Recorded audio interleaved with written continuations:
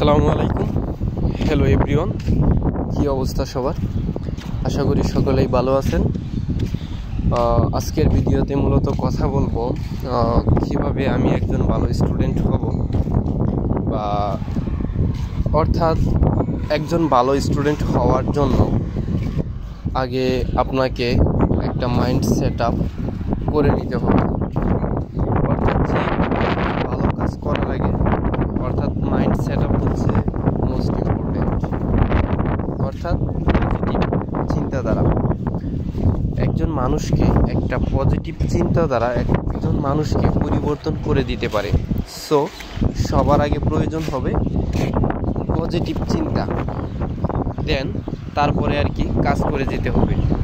So long টার্মে এটা কীভাবে নিজেকে পরিবর্তন করব, অর্থাৎ একজন লো অ্যাভারেজ স্টুডেন্ট থেকে আমি কিভাবে একজন ভালো স্টুডেন্ট হব, এই বিষয়ে আজকে আমি কিছু কথা বলবো।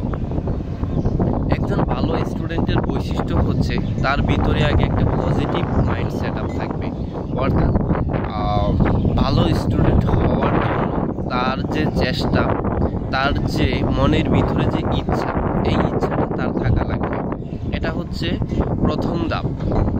তারপরে যে কাজটা করতে হবে, অর্থাৎ আপনার ভিতরে যে কাজগুলো শূন্যতা রয়েছে, অর্থাৎ আপনি যে পজিশনে বা যে লেভেলে রয়েছেন ওই লেভেল থেকে কিভাবে নিজেকে আপডেট করা যায় ওই অনুযায়ী কাজ করতে হবে।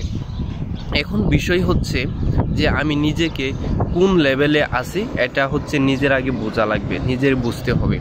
আমি ধরে নিলাম যে আমার বা আপনার কোনো 0% আছে আর কি।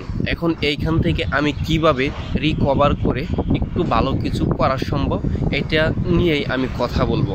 আচ্ছা, যেন পরবর্তীতে প্রমাণিত হয় যে আমি একজন ভালো স্টুডেন্ট, এবং এক ভালো স্টুডেন্ট প্রমাণ করার জন্য একটা ভালো রেজাল্ট লাগবে। এই হচ্ছে মূল বিষয় আর কি। এখন বিষয় হচ্ছে শুরুতে আমি একটা ফর্মুলা ফলো করি, 20 and 80% ফর্মুলা। 20 and 80% ফর্মুলা এটা ফলো করার জন্য সবার আগে আমাকে যে 80%-এ ফোকাস দিতে হবে।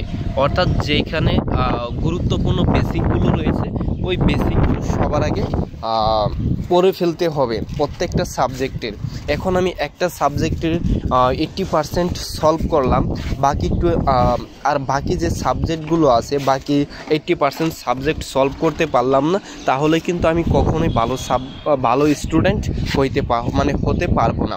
একজন ভালো স্টুডেন্ট হওয়ার জন্য প্রত্যেকটা সাবজেক্টের আগে 80% আমার বেসিক কনসেপ্ট, তারপরে হচ্ছে থিওরি, এগুলো সলভ করতে হবে। এটা সলভ করার জন্য হচ্ছে আমাকে প্রতিদিন চেষ্টা করে যেতে হবে। অর্থাৎ একদম শুরু থেকে একদম লেভেল থেকে আমার যে বেসিকের কাজটা এটা একদম শুরু করতে হবে। আচ্ছা ঠিক আছে, যখন আপনি শুরু করবেন তখন আপনি 1 দিন 2 দিন 3 দিন 1 সপ্তাহ এভাবে করার পর আমরা একটা কাজ ভুল করি যে দেখা যায় যে 1 সপ্তাহ চেষ্টা করার পর তখন পরবর্তীতে আমি অন্য একজনের সাথে নিজেকে কম্পেয়ার করে ফেলি, যা এটা হচ্ছে সবচেয়ে মারাত্মক ভুল। অর্থাৎ এটা আমরা কখনো চিন্তা করি না যে আমি যে কাজটা গত 1 সপ্তাহ যাবৎ শুরু করেছি, হয়তোবা এই কাজটা দিনের পর দিন, মাসের পর মাস করে আসছে, এই কারণে এই কাজে এত দক্ষ।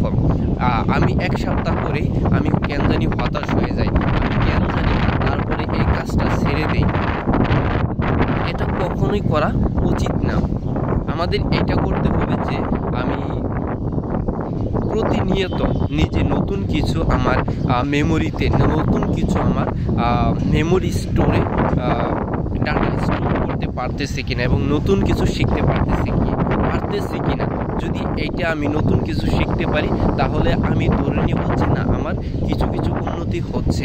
এভাবে যদি আমি টানা 3 মাস যখন প্রতিনিয়ত এভাবে চেষ্টা করতে থাকবো, তাহলে দেখবেন যে আপনি একদিন একজন ভালো স্টুডেন্টে পরিণত হয়েছেন। আমারই কিছু দেখা যে আমি মূলত দাখিল মাদ্রাসার স্টুডেন্ট, ক্লাস 6 থেকে 10 পর্যন্ত দাখিল মাদ্রাসায় পড়াশোনা করেছি। যখন মানে ক্লাস 8-এ পরীক্ষা দিলাম, ক্লাস 8-এ পরীক্ষা দেওয়ার পর আমাদের সময় জুনিয়র সার্টিফিকেট স্কুল পরীক্ষা ছিল। তখন আমি আর কি ক্লাস 8-এ পরীক্ষা দিলাম। ক্লাস 8-এ পরীক্ষা দেওয়ার পর তখন আর কি আমাদের মাদ্রাসার একটা সিস্টেম ছিল, যারা ভালো রেজাল্ট করবে তারা সায়েন্স নেবে, যারা মোটামুটি ভালো করবে তারা কমার্স নেবে, আর বাকিগুলো তাদের ইচ্ছা মতো নিতে পারবে আর কি। এখন পরবর্তীতে দেখলাম যে ক্লাস 8-এ পরীক্ষা দেওয়ার পর আমার রেজাল্ট একদম খারাপ হলো, 3.83 সামথিং কিছু একটা হলো। তখন আমার বাসা থেকে বললো যে সায়েন্স নেওয়ার জন্য। তখন মাদ্রাসা থেকে টিচাররা বললো, তখন আমি ম্যাথও বেশি একটা পারতাম না।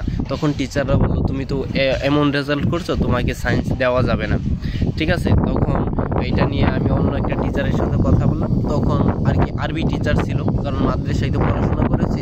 তখন ওই আরবি টিচার আমাকে বোঝালো যে তোমার জন্য সায়েন্সটাই পারফেক্ট হবে, তুমি সায়েন্সটা নেও, যদি তুমি ভালো লাগে তাহলে পরবর্তীতেও অর্থাৎ এসএসসিতেও নিবা, আর যদি ভালো না লাগে তাহলে তুমি এখানে শেষ করে মানে এই ক্লাসটা আপাতত পড়ো, অর্থাৎ তুমি এইখান থেকে অনেক কিছু জানতে পারবা, অনেক কিছু শিখতে পারবা। তারপরে যেই কথা সেই কাজ, আমি মানে টিচারদেরকে কনভিন্স করে মানে তাদের সাথে কথা বলে যে আমি এখন পড়াশোনা করবো ভালোভাবে, এই বলে আমি তখন নিলাম আর কি, কোনোভাবে তখন দিল। অর্থাৎ যখন আমি সায়েন্সটা নিলাম তখনই আমার যে মাইন্ড সেট এটারই কিন্তু একটা পরিবর্তন হয়ে গেছে, ঠিক আছে। অর্থাৎ এর জন্য ভালো স্টুডেন্ট হওয়ার জন্য প্রথম যে ধাপটা হচ্ছে মাইন্ড সেট আপ, অর্থাৎ মানসিক পরিবর্তনটা, অর্থাৎ পজিটিভ চিন্তাধারা। এই চিন্তাধারাটাই একমাত্র আপনার সব কিছু বাহিরের অ্যাটিটিউড অর্থাৎ ভিতরের অ্যাটিটিউড এবং কাজে যে ধারা, এই সব কিছুই একমাত্র খুব ইজিলি পরিবর্তন করে দিতে পারে। এবং পরবর্তীতে আমি দাখিলে জিপিএ 5 পেয়েছি। পরে তখন আর দাখিল পাশ করার পর তখন আর পড়াশোনা করলাম না, মানে মাদ্রাসায় পড়াশোনা না করে কলেজে চলে আসলাম। কলেজে তখন আমি পরীক্ষা দিলাম, কলেজ থেকে ইনশাল্লাহ জিপিএ 5। এখন আর কি এই ভার্সিটিতে, বরিশাল ভার্সিটিতে সিএসসি ডিপার্টমেন্টে আছি। এটা জাস্ট আমার লাইফের ছোট্ট একটা স্টোরি শেয়ার করলাম আপনাদের সাথে। অর্থাৎ আমি মনে করি আপনারা আমার থেকেও যদি এরকম স্টেপ বাই স্টেপ পদক্ষেপ নেন তাহলে হয়তোবা আপনারা আমাকে ছাড়িয়েও আমার থেকে ভালো কিছু করতে পারবেন। ধন্যবাদ সবাইকে, দেখা হবে নতুন আরেকটা ভিডিওতে নতুন একটা টপিক নিয়ে। ভালো থাকুন, সুস্থ থাকুন, আসসালামু আলাইকুম।